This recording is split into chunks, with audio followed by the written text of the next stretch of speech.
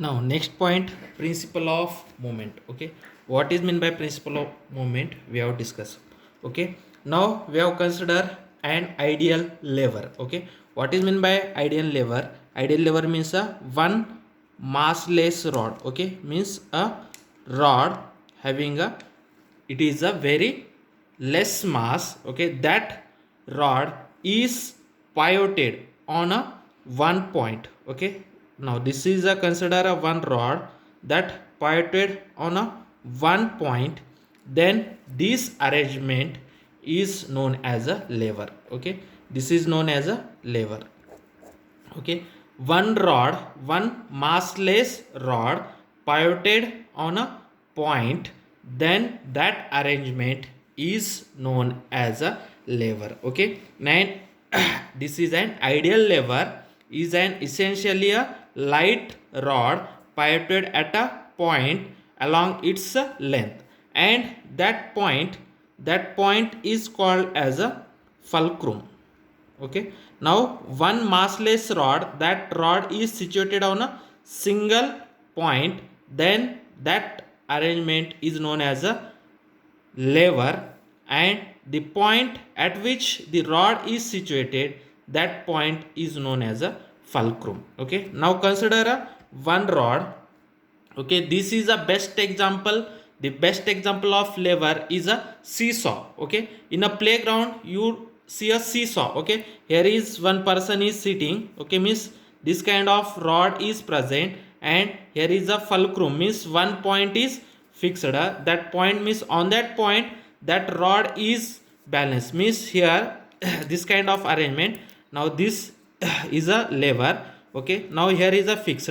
One person is sitting here, one person is sitting here, and another person is sitting here. Okay, and when this end the load is more, then this will be above, and then this simultaneously this can be one person is sitting here and another person is sitting here, then you have to balance the load. Then what happen, this kind of up and down is there. This is a known as a seesaw, means one student or one people is sitting here, another people is sitting here, and this is situated in a one point, and by balancing the weight, when the weight of this side is more, then this side is goes in a down. When weight of this side is more, then this side is goes down. Okay, up and down simultaneously happen. This is known as a seesaw. Okay, seesaw is the best example of best example of lever. Okay, and the point at which that rod is situated, that point is known as a fulcrum. Okay, now on that rod, this is the end A, this is the end B. Okay, that fulcrum provides a normal reactant force in the upward direction.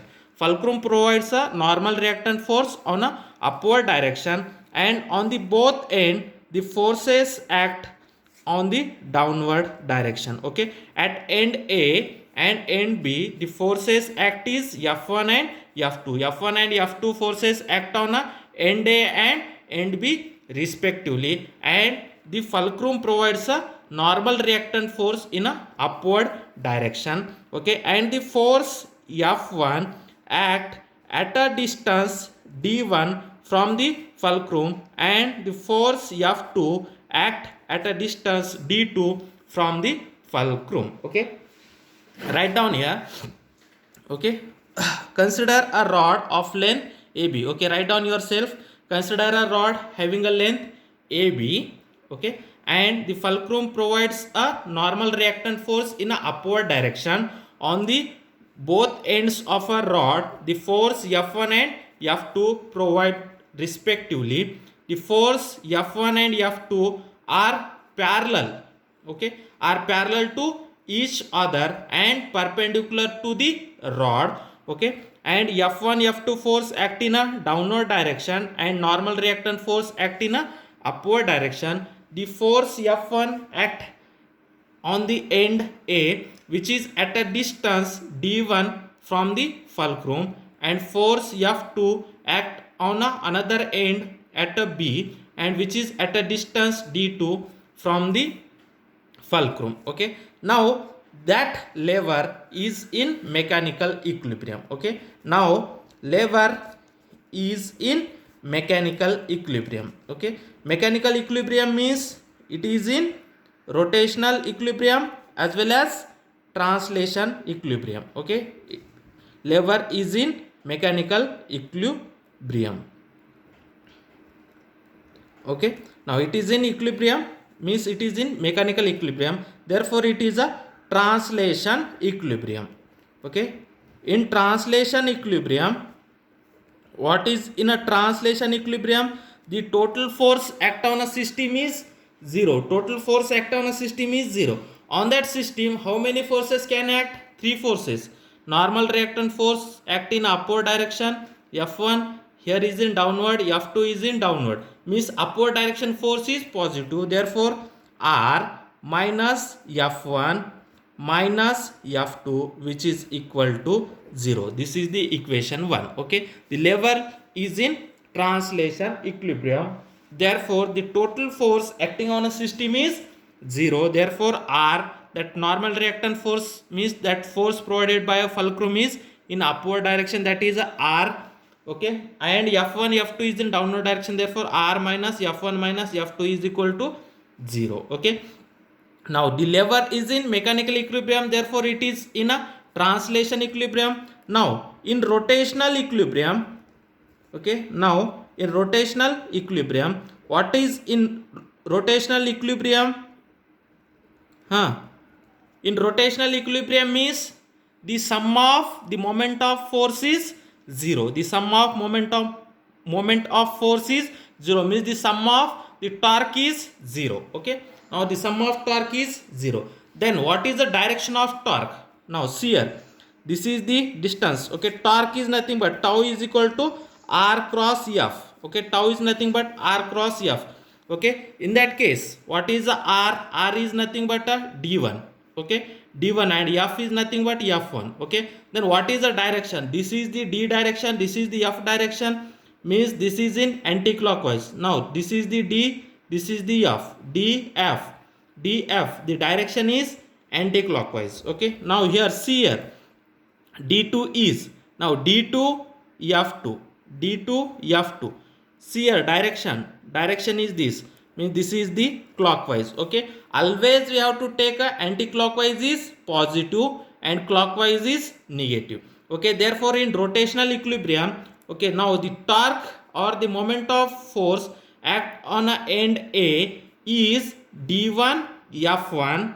Okay, and it is in anti-clockwise direction, and the torque on the end B is how much? D2 F2. It is in clockwise direction. Okay, anti-clockwise we have to take a positive and clockwise is negative.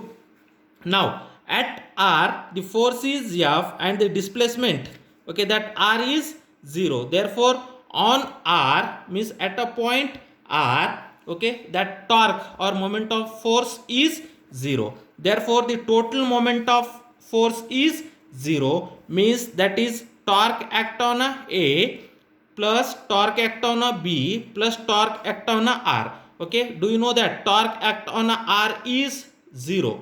Okay, therefore torque act on a is D1 F1 and the direction is anti-clockwise, and the force act on a B is D2 F2, but this is a clockwise, this is the positive, this is the negative, therefore this minus this is equal to 0. Therefore in rotational equilibrium, the moment of force, the sum of moment of force is 0, or the sum of torque is 0. Therefore the torque act on A is D1 F1. Okay, this is in anti-clockwise direction, therefore it is a plus, and the force act on a B is D2 F2. This is in clockwise, therefore this is a minus D2 F2, and the torque act on R is, in that case the displacement, torque is nothing but R cross F, in that case the displacement R is 0. Okay, therefore the torque act on R or the moment of force act on R is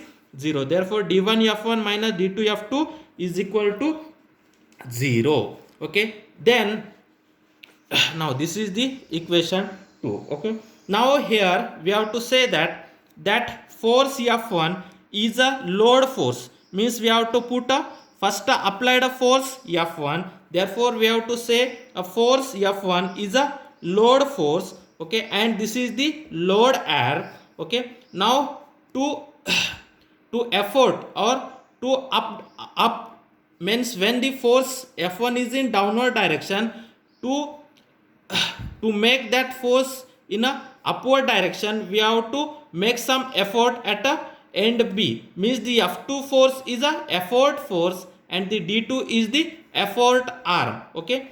Now here F1 is first we have to apply the force F1, therefore that force is a load force and that end is a load end, therefore this is nothing but D1 is nothing but a load arm, D1 is load arm into F1 is load force, okay, which is equal to, okay, or this is nothing but this equation we have to write D1 F1, D1 F1, this minus came to another side, D1 F1 is equal to D2 F2, okay. Now this is a equation. Now D1 is a load arm and F1 is a load force which is equal to D2 is the effort arm, okay, D2 is the effort arm and F2 is the effort force,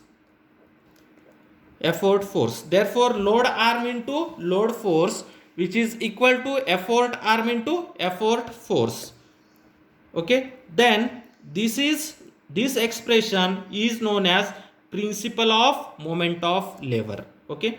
This expression is known as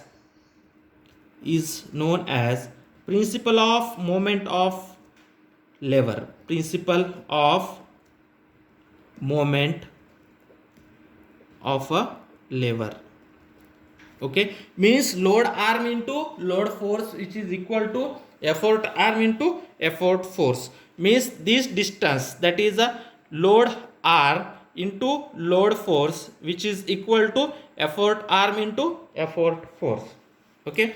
Therefore this expression is known as principle of moment of lever, and the ratio of force, the ratio F1 to F2 is called, okay, and the ratio means ratio between their forces, the ratio F1 to F2 is called mechanical advantage, is called mechanical advantage,